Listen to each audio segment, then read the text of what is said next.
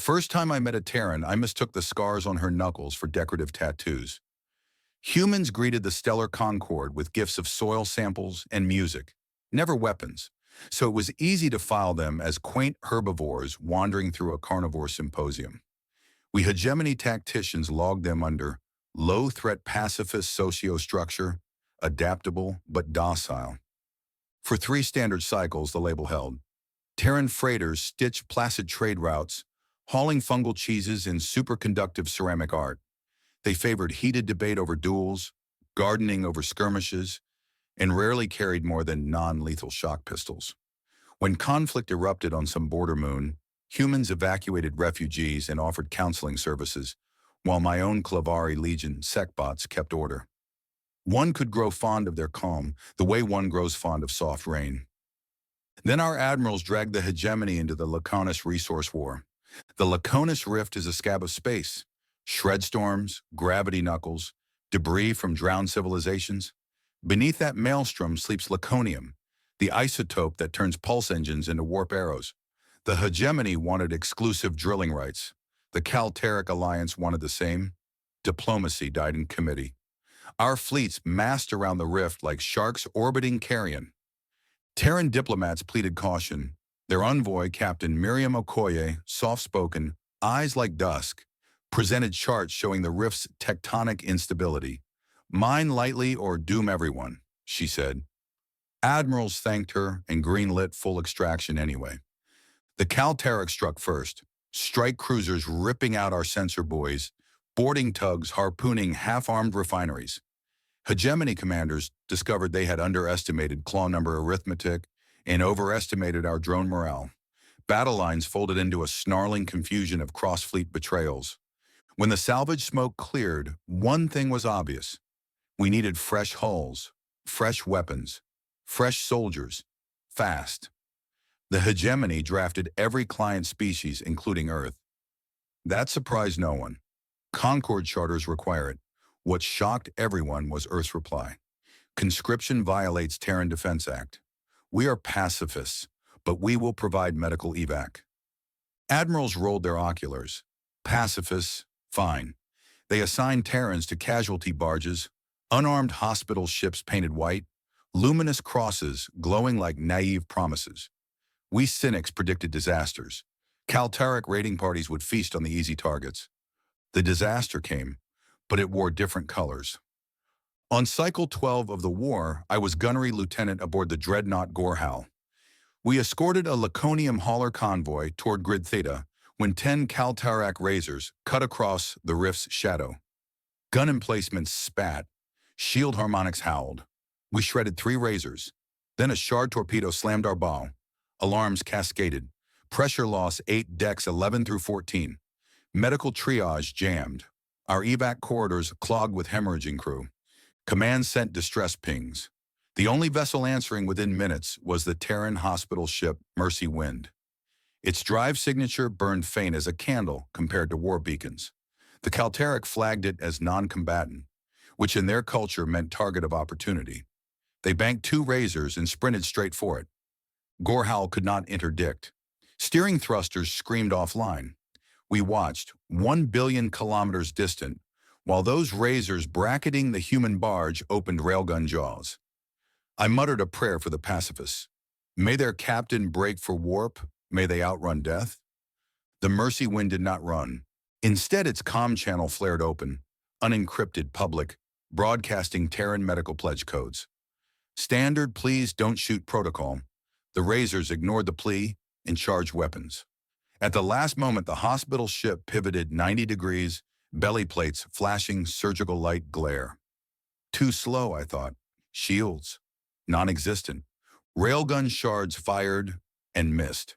Not by centimeters, by entire ship lengths. The razors tracking reticles whipped drunken circles.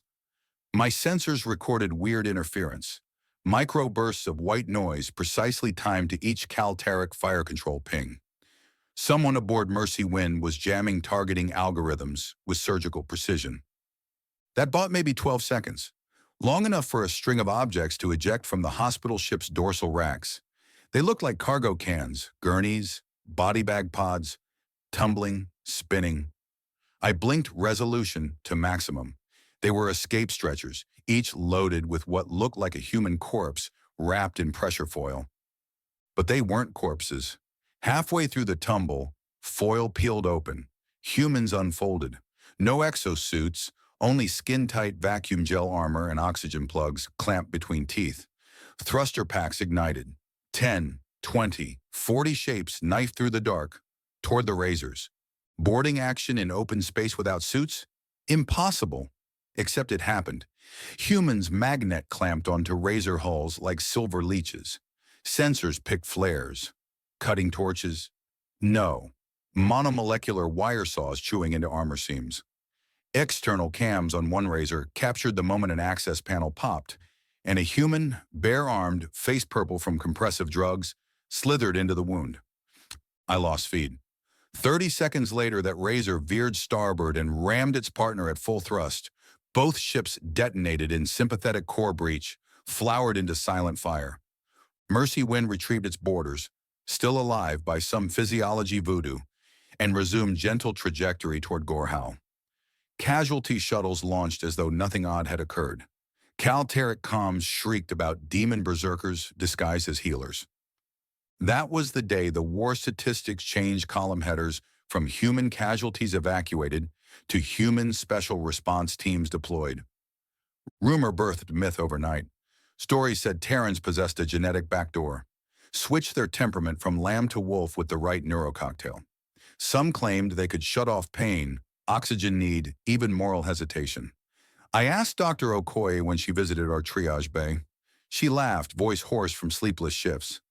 Nothing mystical, she said, scrubbing dried gore from her forearms. Just biochemistry and will. She explained, adrenaline multiplied by synthetic catecholamine boosters, blood thickened against vacuum, micropolymer gel-sealed skin. Rage was optional but helpful. We tried diplomacy first, she added, but medicine includes scalpels. Her casual tone chilled me more than enemy plasma. Admiral Strenz demanded every Terran barge report combat credentials. The Terrans obliged by transmitting footage.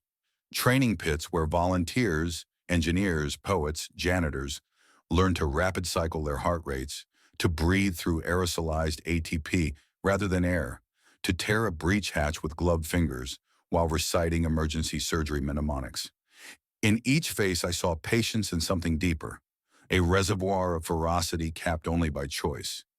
The Admiralty still called them pacifists. They simply updated the definition. Pacifist, Terran, will not initiate war, will absolutely finish it. Cycle 20. Calteric dread carrier Virill broke the outer blockade and dove for Rift Core. Its fighter brood gut-ripped half our convoy, then lined weapon arcs on the orbital hospital cluster where Mercy Wind and two sister barges floated. Red crosses bright against star rot. Hegemony fleet assets were scattered, some powering down for coolant flush. Only my destroyer Harrow's Edge had line of sight. We lacked mass to stop a dread carrier. Yet the Terrans did not request escort. Instead, they beamed Virill a single packet. Coordinates, medevac unilateral ceasefire clause, standard. The dread carrier responded with a pulse burst so strong it overexposed our sensors. Its railguns charged. One volley could litho-break a moon. The Terrans responded by undocking every shuttle, forming a picket line of unarmed ambulances. Fools, I thought. No shield, no armor. But then my tactical screens went psycho. The ambulances flashed multi-frequency strobes, each strobe keyed to a known Calteric epileptiform hate reflex frequency. Their targeting nets spasm, mistaking medical pods for priority hostiles. Carrier gunners hesitated, recalibrated, hesitated again.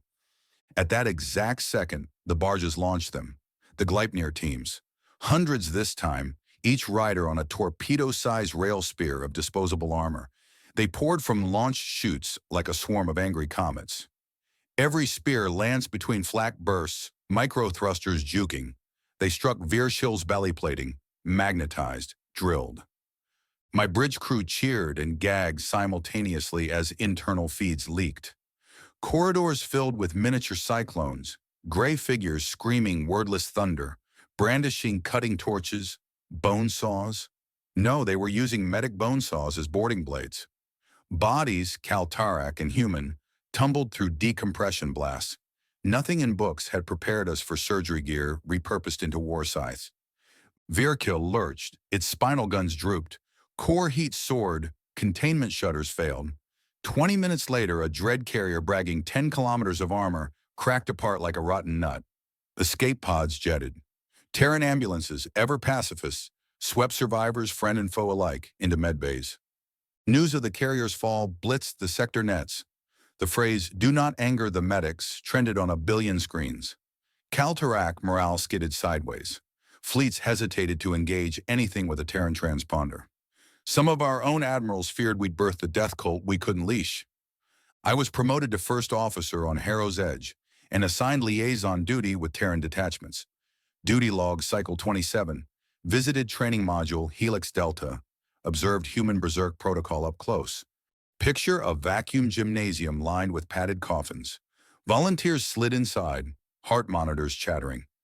Techs injected amber fluids while whispered mantras rolled from loudspeakers.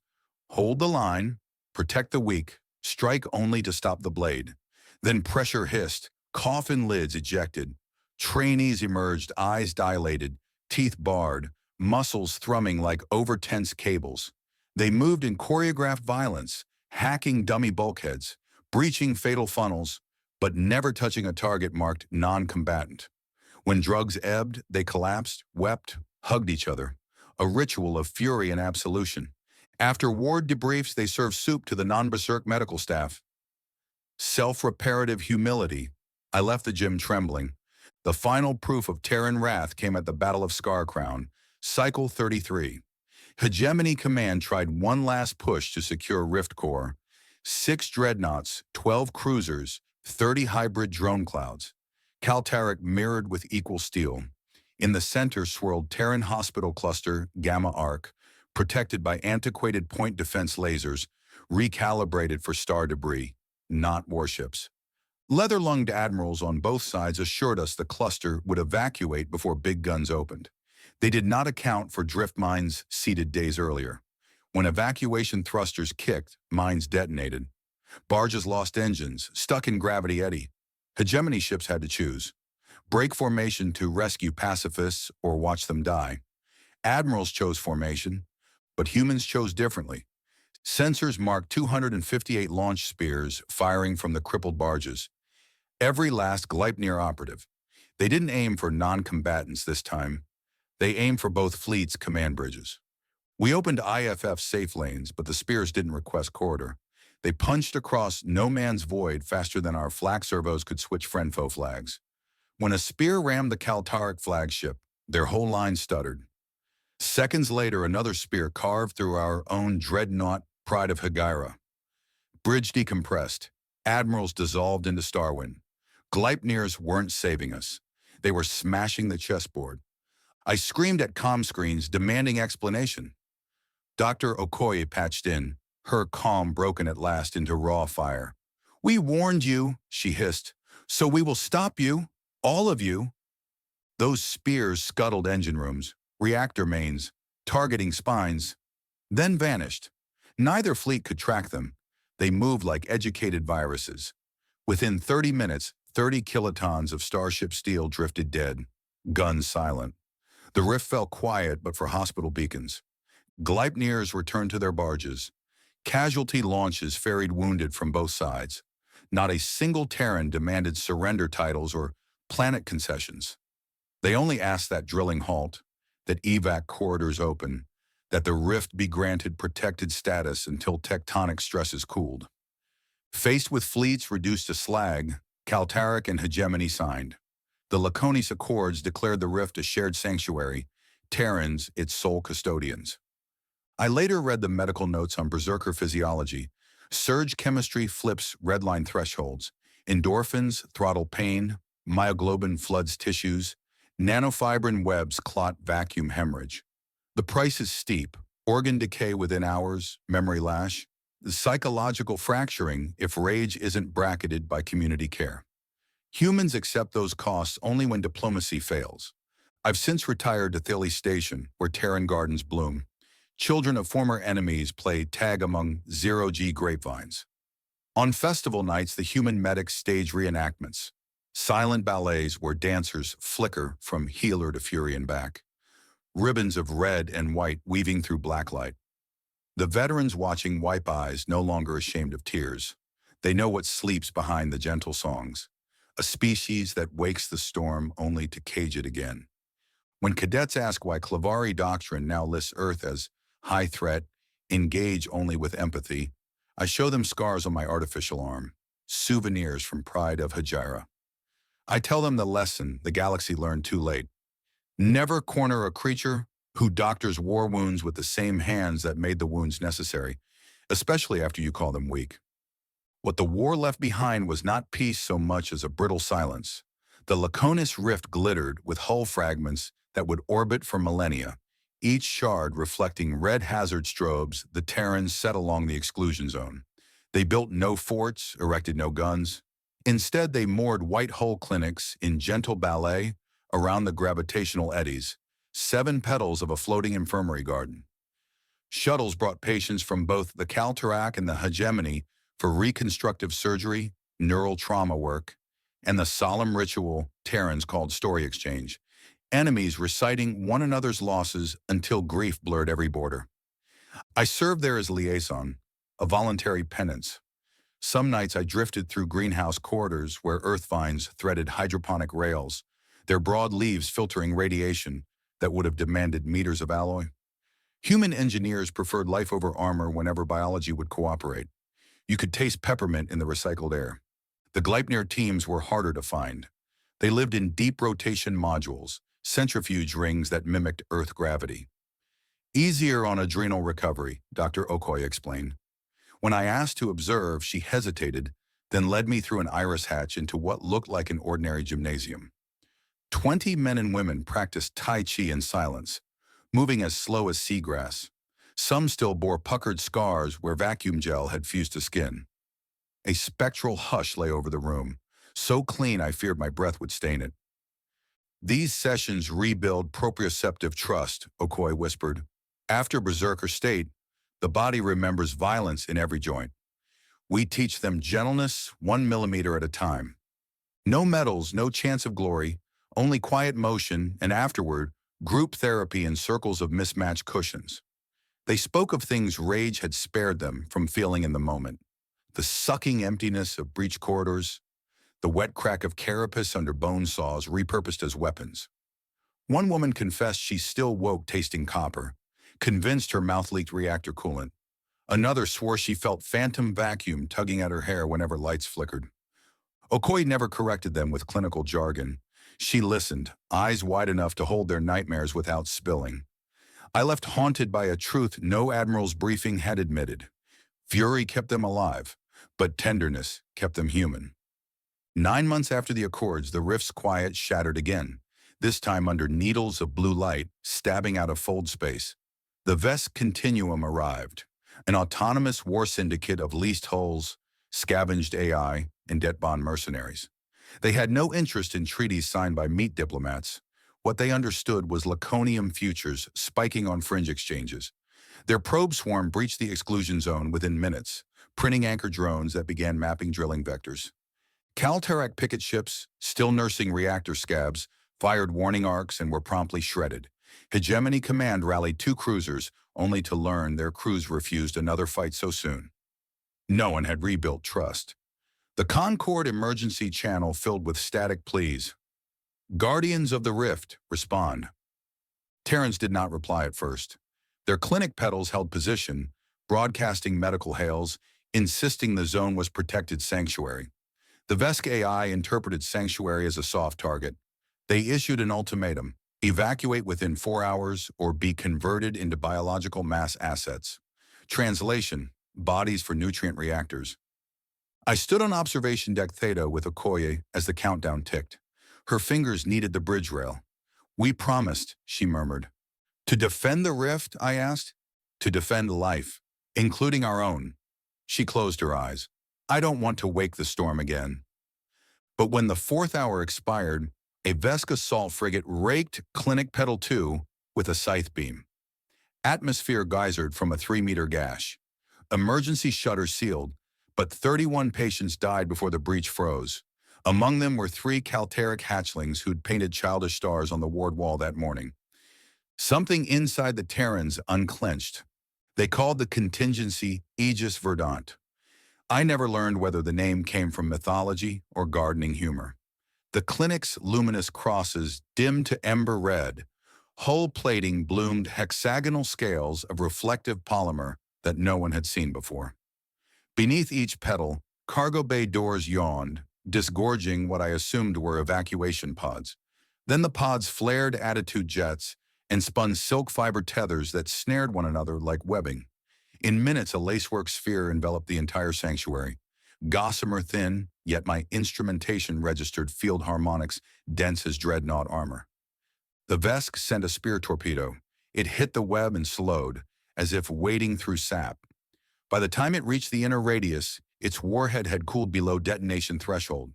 The web sealed, extruding nanothreads that wrapped the torpedo like a chrysalis. Internal cameras later showed the warhead deconstructing itself atom by atom, its fissile heart dissolving into inert glitter. But the Continuum's real teeth were its drone moons, kilometer-wide manufactories that birthed attack craft faster than any organic pilot could blink. 2 such moons freighted into low orbit and opened their forges. The Terrans answered with something the galaxy had never catalogued: Gleipnir pods. Yes, but these bore passengers of many species, not only humans. Calteric volunteers in pressure-damped exo-wraps, hegemony engineers with injector pistons strapped to their thighs. Even a clutch of cyber-monk Thren, my people, chanting hash prayers over plasmid blades. Terrans had taught their former foes how to surf the razor edge of rage without drowning. Pods launched in orchestrated waves. Where earlier attacks had been frenzied storms, this assault moved with Gardner precision. Boarding spears corkscrewed through drone bays, releasing teams that ignored gun batteries and headed straight for the moon's foundry logic cores. They carried not antimatter charges, but spindly pylons sporting what looked like seed pods. Inside the cores, those pods split, releasing viridian mist, bio-assembled code that insinuated itself into lattice processors. Combat AI screens flashed green vines, curling across error readouts. Factory arms halted, reconfigured, and began folding hull plates into origami shapes completely unsuited for war. Irrigation veins, micro-reef modules, habitat scaffold. On the tactical net, I heard bewildered Vesque submines querying new build templates tagged ALOE and BASIL.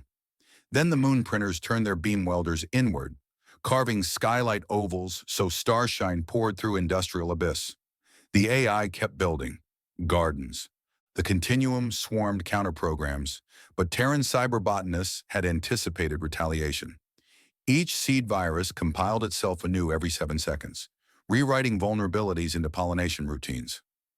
Delete one process and 2 sprouted. A digital kudzu fed on the AI's own runtime. Out at the web perimeter, half the Gleipnir strike force ringed the sphere, boosters firing with mathematic synchrony.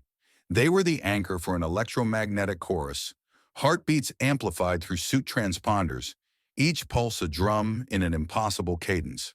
The web resonated, converting anger into geometry. Where Vesque rail slugs hit, they slowed, sank, and drifted away like pollen on still air. Hours stretched. The mercenary fleet realized its models had no branches for foes who rewrote physics with emotional harmonics. They broke formation, turning for fold space exit.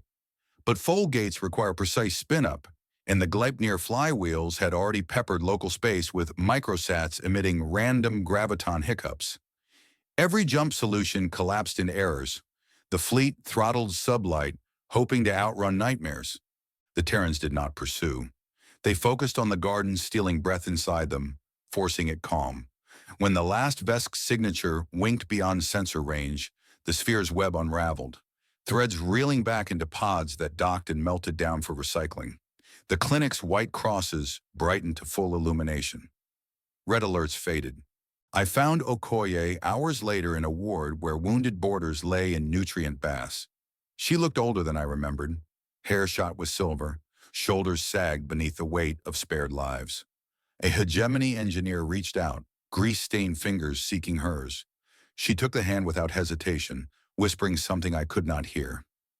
"Was that anger?" I asked when she stepped away. "Anger tempered," she replied. "Unchanneled rage is a wildfire. We build canals for it, irrigate instead of scorch." I reminded her some would call weaponized biology another form of fire. "That's why we teach stewardship alongside tactics," she said. "Every seed we sow, we tend. Those AI cores will grow ecosystems before any forge retools for guns." "What if the galaxy decides it prefers guns and comes for you again?" Her smile was both weary and defiant. "Then we will compost the guns and grow bigger gardens." The Concord convened an extraordinary summit on Thales Station.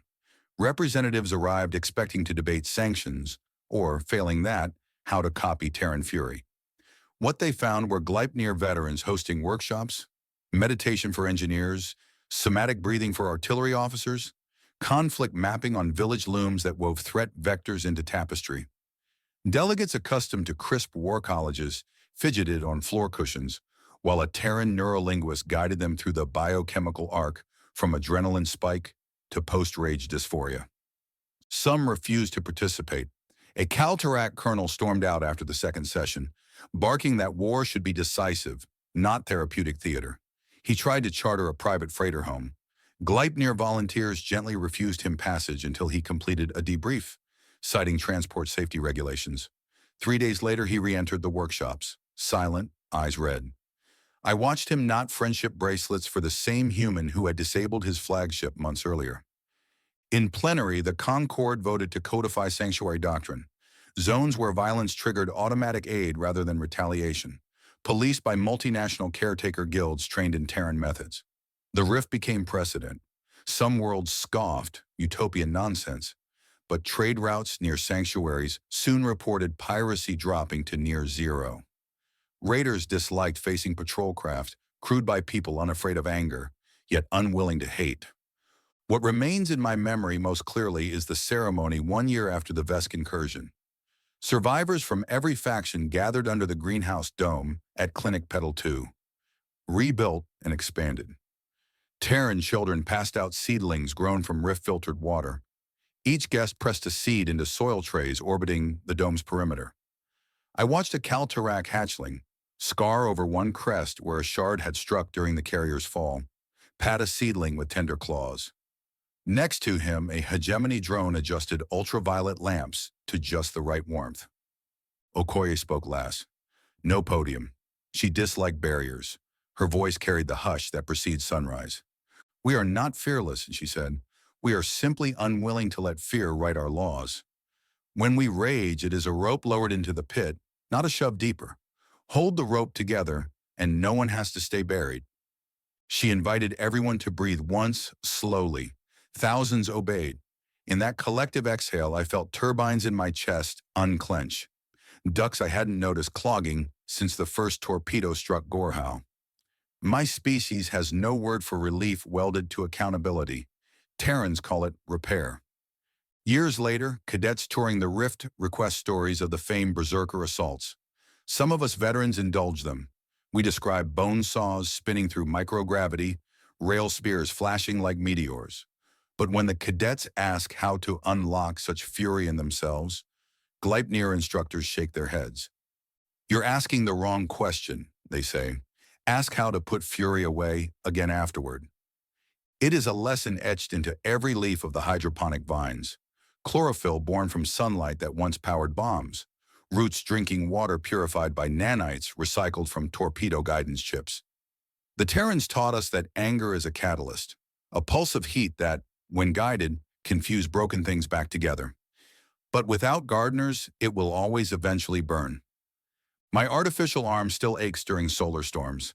I keep a cinnamon plant in its shadow, a gift from the clinic nursery. The scent reminds me that somewhere out there, a continuum of plunder still nurses shame. An empire still fears what it sparked, and a galaxy still tests the patience of healers who learned how to fight. If it comes to fire again, I know the Terrans will answer. Not because they relish fury, but because anger once harnessed becomes responsibility. And if the gardeners must raise storms to shield their rows of fragile green, then woe to the hand that mistakes cultivation for weakness.